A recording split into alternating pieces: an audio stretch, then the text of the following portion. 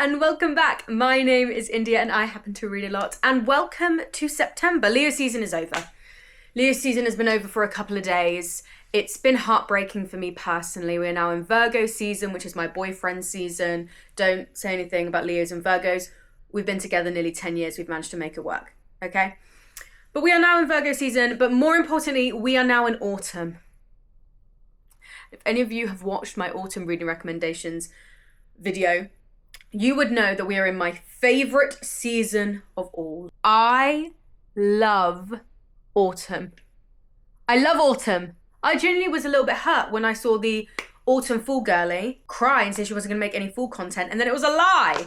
And I was like, thank God, autumn is saved. No, I absolutely love autumn. I know a lot of people are going to say you're wishing the heat away. Yeah. I am. Absolutely I am. Not majorly. I just want like a nice breeze. I want to be able to wear a light cardigan. I want to be able to wear a jumper, okay? I own too many cute fucking jumpers to be out here, sweat my tits off. I don't care what you say. And also, 9 times out of 10, I love the summer when I'm in a bikini and I'm by the pool.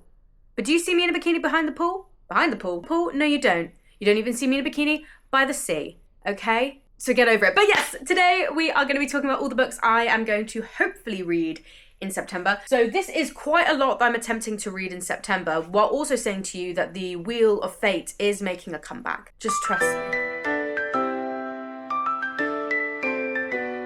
In September, so for the first 5 days of September, I'm actually in Cyprus. I don't know when this is going out. I will be in Cyprus when this comes out. Yay! I will be living it up by the pool, chilling, having a great time. That's where I'll be. So part of this is also including my holiday reads. And when I'm on holiday, Harry and I barely talk to each other because I am by that pool, I am by the sea, and I am reading for 7 days straight. The minute we leave to go to the airport, to the minute my butt walks back into my house, book in hand, I am reading every second of every day. Molly May says 4 hours. We have the same 24 hours as what Molly May said, didn't she? I'm pretty sure that's what she said. And I follow that when I'm on holiday because I try to read as many books as I can. I tend to read anywhere between 3 to 5 books on holiday, give or take. Harry and I have been very fortunate enough to go on some nice little city breaks where I've managed to read maybe 1, but this is just a sit back and relax, do fuck all kind of holiday. So the goal is 5. The goal is 5. So let's get into the holiday reading first, and then we'll go into the thoughts and feelings for the rest of September. So we're going to start first with my holiday reads. So as I said, for a week, I'm going away to Cyprus, and I want to take some books with me. The goal is 5, and you must be thinking to yourself, India, these are 4 books. Where's the 5th? The 5th is on a Kindle. I'm also taking my fucking Kindle, okay? Everyone calm your tits. I'm taking my Kindle. It's full of smutty little romances that I plan on reading in between these more varied books, okay? Let it happen. My suitcase is big enough. We can fit all of these. I've got a plan. And very specifically, I actually do have a plan. I thought very specifically about the books I was taking. Not just like, I've been wanting to read that for ages. Yank. It is thought processes have gone in here. Okay, so first up is The Wicked Lies of Habren Faire. This is by Anna Fiteni.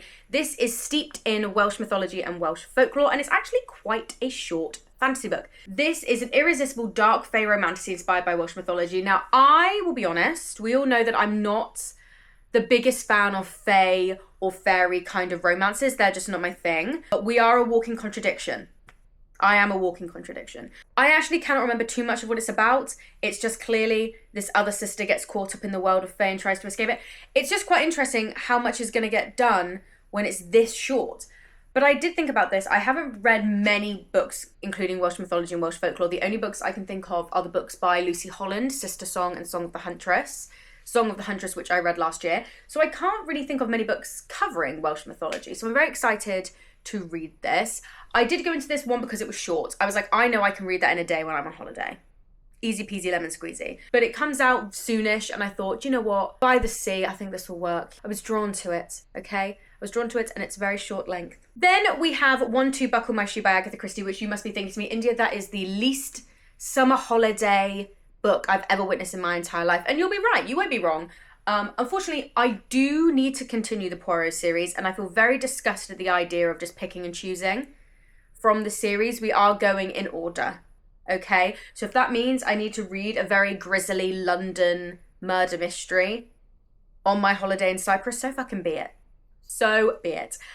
This follows Poirot, obviously. This is the 22nd book in the series, so like, I'm over the halfway mark now. We're making progress. I always challenge myself to read 3 Christie books a year.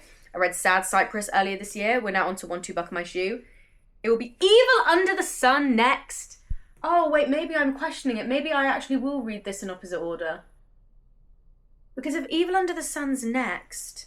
Why? Hold on. I actually am going to completely just go against what I'm comfortable with and read Evil Under the Sun next instead. Because I just don't see the point, because I'm not reading Evil Under the Sun in the winter or the autumn time. Am I? No.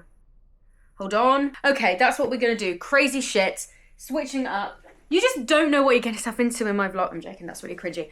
We are changing. Hold on. Bear with. Okay, we're switching.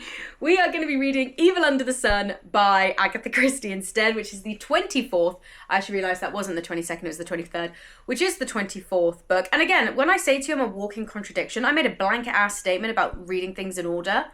It makes so much more sense to be reading Evil Under the Sun in Cyprus than it does to be reading a grisly London murder mystery. Do you know what I mean? That's perfect for later down the line, autumn, winter time.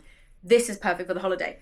Now, I've actually seen the movie with Peter Ustinov, and I really enjoyed it. So I do know how this ends, but I've never read it as a book. So this is really good. This follows the murder of Arlena Stewart on the beach, under the sun. Honestly, that's all you really need to know, because I cannot remember what's spoilerish and what's non-spoilerish. So R.I.P. Arlena Stewart, I'll be reading this on holiday. Then we have The Pairing by Casey McQuiston. This is a contemporary romance following 2 exes who book a non-refundable food and wine tour, and they end up booking the same one. So they've broken up, they haven't seen each other in ages, they both go to this non-refundable food and drink tour across Europe, they see each other and they're like, fuck. And then they decide, because they are super emotionally mature and intelligent individuals, what Theo and Kit are going to do is they're going to have a hookup competition, and they're going to try and hook up with as many people as possible, and they may or may not fall in love with each other again in the process. It's a romance, so take from that what you will. It's a food and wine tour. It is set in Europe, specifically France, Spain, and Italy, so that's not Cyprus. But again, I just feel like if I'm gonna be on a nice sunny European holiday with my cocktail next to me, of course I should read the hookup European food and wine tour book. And finally, it would be dumb and stupid as fuck of me to own Aphrodite by Phonecia Roberson, go and spend a week in Cyprus, and not read a book about Aphrodite. Do you know what I mean? It seems silly. I was there, I was talking to my friend Ollie at work, and I was saying, I'm going to Cyprus. And he went, oh my God, the birthplace of Aphrodite. And it was like a light bulb went off in my head. I was like, of course. How did I miss this? So immediately when I got home, I put this in my to read on holiday pile. This is the book that will probably take the longest for me to read on holiday, because she's a little bit chunkier than the rest of the girls. This follows Aphrodite. We learn about her life. It's her backstory. And it also follows her as she tries to take down Zeus, which has succeeded multiple times historically. So pray for my girl. I'm actually an Aphrodite stan. I have always said, when I was younger, I used to say I was an Athena girl. If I had a godly parent, it'd be Athena. And then I got older and I realised, bitch, Aphrodite has claimed you in so many ways. That's your godly parent, okay? And then, and I've said this once and I'll say it again, I got a copy of Divine Might by Natalie Haynes signed for me when I wasn't there. My boss sorted it out for me. And she put a tarot card in, and the tarot card was Aphrodite. So therefore, we are connected in ways that the universe cannot explain, okay? So yes, I am going to be reading Aphrodite by Phonecia Roberson in Cyprus. Exciting! And I know for a fact, on my Kindle book, that I plan on reading at least one other romance. Right now, the vibe I'm going for is continuing the Chestnut Spring series and reading Heartless by Elsie Silver, which is the second book following the best friend and the older brother. So the best friend of the female love interest from book 1 and the older brother of the male love interest of book 1, they get together. That's the vibe. And there's like a whole age gap. He's got a son, that kind of vibe. Everybody's been saying it's the best book in the series. I feel like I've just got to do it. I'm just gonna do it. But yes, those are the books that I plan on taking on holiday with me. As I said, the goal is to hopefully read 5 books on that trip. But what am I gonna read for the other 3 and a bit weeks of the month, you ask? I can hear you loud and clear, babe. Let me tell you. First up, coming over from last month, because I forgot this book existed, I put it on my dining room table and forgot it was there. We have the 3rd volume of The Faraway Paladin by, many people. Original work by Kanata Yanagino, and then the manga is by Mutsumi Okabashi. It's a very good coming-of-age fantasy story about a young paladin on his journey to be the hero of the realm. It's really good. I really like the last 2 volumes. What more could you want? Then we have Spiral by Khabra. I think I might have mentioned this as wanting to read this last month as well.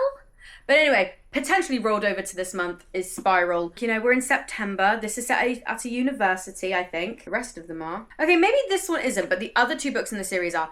But this is a fun sports romance following a up-and-coming hockey player and a wannabe prima ballerina who both aren't feeling very satisfied in where they're at with their careers. So they decide to fake date to amp up some notoriety, some celebrity about themselves, in hoping that he will be able to score his first goal with his new team and she'll be able to get the prima ballerina position. I love fake dating. It's one of my all-time favorite romance tropes, so I have high hopes.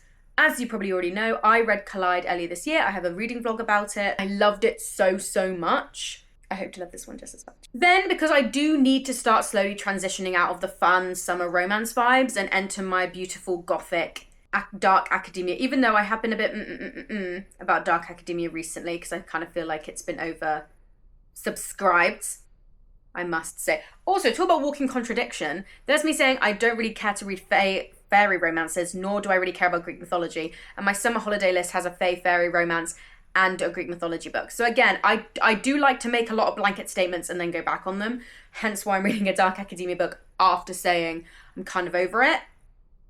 You got to be a very specific book to draw me in on something that I've sworn off, okay?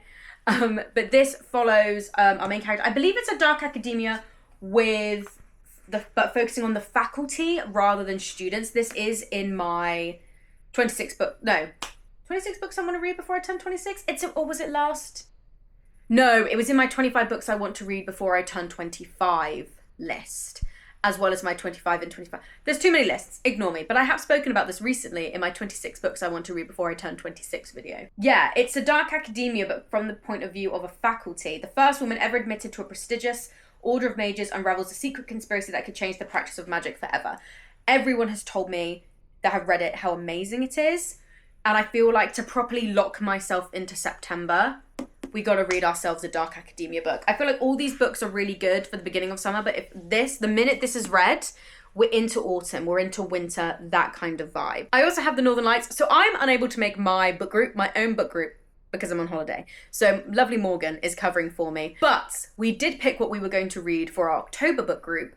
So we're doing Northern Lights by Philip Pullman. We were all like, let's kind of get into it. The Rose Field is coming out soon. Let's read a Pullman. We were umming and ahhing between La Belle Sauvage or Northern Lights. And we were like, no, let's go to where it all started publication-wise. Because apparently you're supposed to read La Belle Sauvage first, chronologically.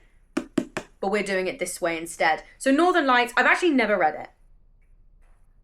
A lot of you people out there are going to be like, call yourself a reader. So I actually don't know anything about this. Even reading the back of this, I'm like, bitch, I don't know what this is. But anyway, I am looking forward to it. I feel like I'm about to enter an era of fantasy reading that I have not experienced. When I read A Winter's Promise, it had me really excited to read fantasy all over again. Sometimes you just read books that get you so excited about the genre and you feel like a little kid experiencing reading fantasy books for the first time and has you kicking and screaming and you're like, oh my god, reading's so magical and amazing. I'm hoping I will get that from this. And if I don't, I feel like I have been bamboozled. And then finally, because as we all know, I've been severely neglecting my focus of reading non-fiction this year, so it's time to lock the fuck in, and that is with The Haunted Wood by Sam Leith. This is a history of children's literature from Aesop's Fables all the way to Philip Pullman. So I'm very, very excited to read this. I actually met the author at a literary festival last year. That literary festival is very close to coming back up. I am also factoring in now that I am working a literary festival for a whole 5 days. And you don't get that much time to read. Uh-oh. We'll see. We'll make it work. I'm trying not to feel beholden by the TBR, so if this doesn't work out, it doesn't work out. But I like to view it as aspirational. But yes, I'm very excited to read this. This is also on my 25 books to read in 2025, so it'd be good to read this. Yeah, and as you can see, I got it signed. I think this was also, I wanted to read this earlier than I actually have, but in hindsight, this is more of a autumnal read. And as always, if I end up reading all of those books, but now I'm thinking about it, and maybe with that literary festival I'm attending, I probably won't read all of these. But if I do, I have created a brand new Wheel of Fate generator. I'm obsessed with them, I know. I got rid of the one with all of my physical TBR books, and I've started doing it via season. Like my manager, she was like, I only read books via season. And I was like, I love this.